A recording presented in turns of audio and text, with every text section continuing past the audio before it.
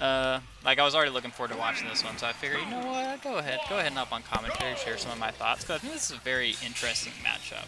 I think some of the weirder matchups are the ones where neither character really has a kit for approaching, right? Like, Game & Watch definitely very defensive, likes to stay in their shield, likes to try to kind of snuff out your aggression, and Falco, they definitely have a little bit of aggression, but they're just slow ground speed.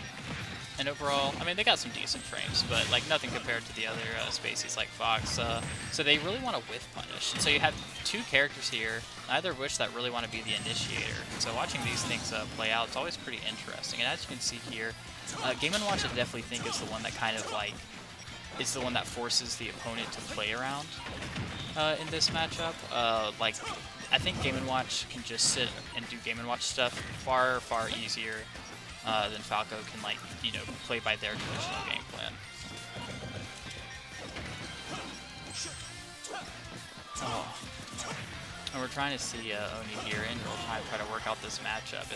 It's one that if you like haven't really like studied up on or played enough, it can really catch you off guard because there are just so few characters that truly like against so much of the roster can just like do their game plan. Like every character has like their good and bad matchups. That's typically determined by like, you know, how much you're able to play your own game. But if that like defined like the strength of a character, Game & Watch would have to be up there with the likes of Steve as far as like it is so hard for this character to force that character to do anything that they don't want to do. And then Falco, you know, I gotta give a shout out to my spacey reps. Oni used to be heavy on the Ganon. Had a slick one of those, but switch over to Falco in long term, which I've been enjoying seeing. Definitely one of the most what would you say? I would say how good they. Ooh, nice little down tilt, catching that invulnerability as soon as it came offline. Good awareness there. You know, everyone is kind of in consensus about like how good like Fox and Wolf are, right? Some may think better than others, but Falco is the one that really like kind of like, you know, is still debatable, right? And the recent major they won also like kind of adding some fuel to that debate. Once again, it doesn't really matter how good your character is if they can't abide by their normal game plan, right? So Isaiah's been pretty content here just to, you know, kind of like sit and shield, wait it out, see how Falco wants to try to force these approaches, and then just, you know, kind of runs away with it. In this matchup especially, I feel like having a lead is more important than anything, right? Like, being the one that forces, Game & Watch to approach, right? Like, to have that privilege is pivotal in this matchup. Because they are far less likely to do so, right?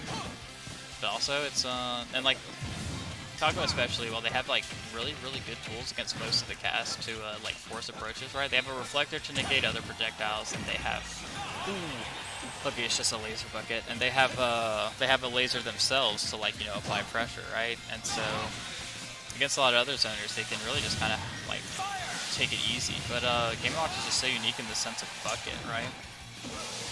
Just really makes it hard for you to want to like give them that tool. On top of the fact that you know, they're not really too much of a projectile user themselves. Other than like baking out ledge, you're really not going to see them throw too much out. I'm trying to fish for that back air there, not quite going to catch it, and upping just a little bit too high, not respecting Falco's great aerials, and they're just going to like sniff out that up air. But this is definitely not where you want to be against Game & Watch. Just going to be able to down smash to catch that side B. I know the pain of getting your side B spot more than most, so you know, definitely got to empathize with that one. But that definitely leads Isaiah into taking game one. Tell me the characters. That's already. Oh, you're at a different tab.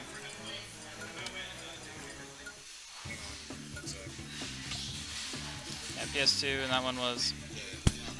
Isaiah, was that small battlefield? Second one, small battlefield. And then we all. Yeah, we also need to do the score.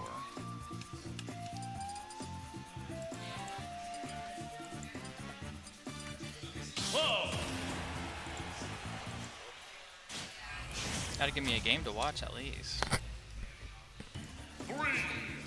Alright. right.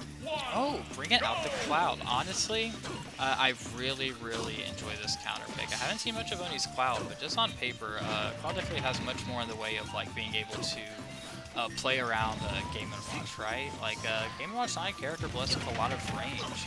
And so, you know, being able to use that disjoint to kind of actually like safely pressure shield, you know, and just like create space for yourself is definitely going to come into make this matchup a little bit easier, especially compared to a character like Falco, who really needs to be like on top of you to do their fun stuff, right? And we can definitely see this one playing out a little bit easier, right? Like I'm pretty sure the first stock was like near gone around this point last match, or at the very least, Izaih had built himself a significant lead. This game is looking a lot more even already. Granted, like work's still cut out for him, you know.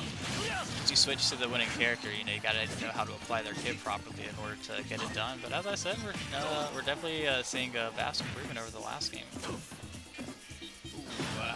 Yeah, you definitely don't just want to like sit in front of Game & Watch with the shield. They are looking for grabs. At this percent, it might be a little bit dicey, but generally speaking, they can get a lot out of that. And the bomb, surprisingly, a surprisingly good kill move, especially at those later percents. But good old classic Cloud just spamming back airs at the ledge, gonna be able to catch that Izaih just playing a little bit too aggressively. Should, you know, they venture not to just take the ledge get up situation and got punished for him.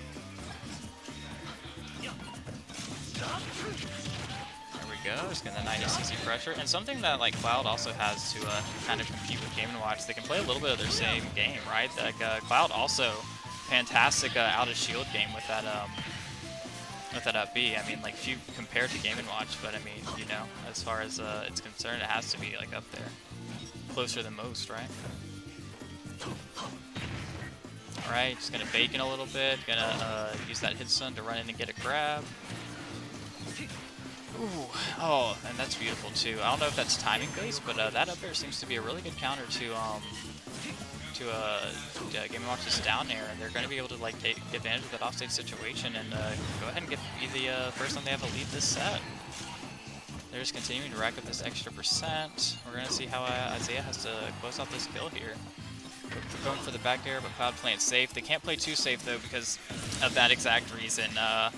Horizontal recovery definitely leaves a lot to be desired. So at the point where you've like burned your jump, you are really in a pickle as far as how you're going to get the distance back to actually get to stage. Ooh, getting stuck in these narrow loops, these bread and butter Game & Watch combos, and continuing just to push that advantage state, sending them all the way to the ledge. Oh, but the game's not over yet.